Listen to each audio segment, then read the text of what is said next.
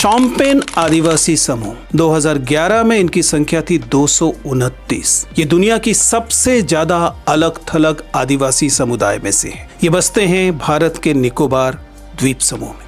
अगर इन 200 लोगों के पास वाकई भाषा हो तो वो जानना चाहेंगे कि विकास आपका होने वाला है, यहाँ तक कि देश आपका है, लेकिन विकास के नाम पर हमारे जंगल, हमारा अधिवास, हमारी प्रकृति क्यों छीनी जा रही है, बेची जा रही है। इसी को राहुल गांधी ने इकोलॉजिकल थेफ्ट कहा। ये बहुत बड़ा आरोप है जो लीडर ऑफ अपोजिशन ने कहा।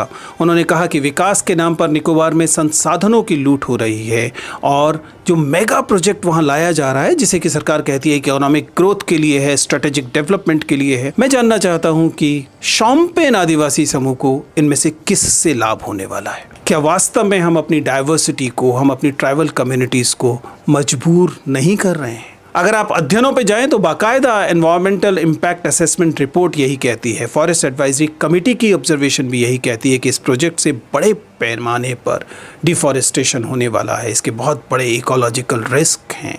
और सच्चाई ये है कि जिसे हम बायोस्फीयर रिजर्व कहते हैं, जिसे यूनेस्को ने माना है कि वो ग्लोबली इंपॉर्टेंट इकोसिस्टम है, वहाँ पर कटाई होगी। वहाँ पर कई ऐसी स्पीशीज जो केवल वहीं पाई जाती हैं, वे समाप्त हो सकती हैं। और जाहिर है कि ये जो ट्राइबल ग्रुप है और इसके अलावा जो वहाँ सेटलर्स निकोबारी आदिवासी लोग हैं, वे लगातार इस प्रोजेक्ट के खिलाफ हैं।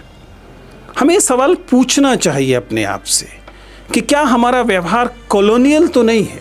कहीं ऐसा तो नहीं हम औपनिवेशिक तरीके से इन चीज़ों को केवल संसाधन के तौर पे देखते हैं? हमें ज़मीन जो है वो एक संसाधन भर दिखाई देती है। ये ठीक है कि हमें विकास की ज़रूरत पड़ती है, लेकिन विकास और विनाश के बीच का मतलब, अगर इनके बीच की लाइन अगर समाप्त हो जा रही है, तब फिर ये विकास नहीं कहा जा सकता। कुल मिलाकर देश को जिम्मेदारी लेनी चाहिए। ऐसा नहीं किया जा सकता कि देश के तमाम ज़मीन को, प्रकृति को केवल संसाधन की तरह देखा जाए और कुछ कंपनियों को बेच दिया जाए।